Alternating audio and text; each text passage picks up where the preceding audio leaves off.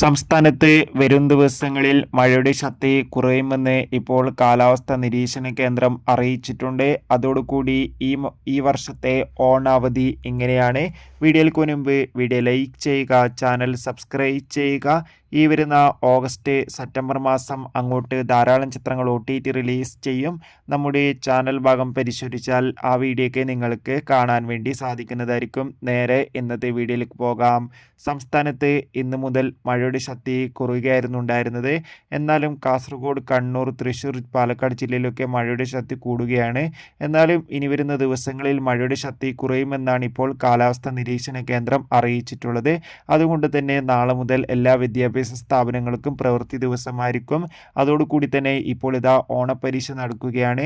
അതോടുകൂടി തന്നെ ഈ വർഷത്തെ ഓണാവധി ഈ വരുന്ന ഓഗസ്റ്റ് മാസം 29-ാം തീയതി മുതൽ ആരംഭിക്കുമെന്നാണ് ഏറ്റവും പുതിയ റിപ്പോർട്ടുകൾ.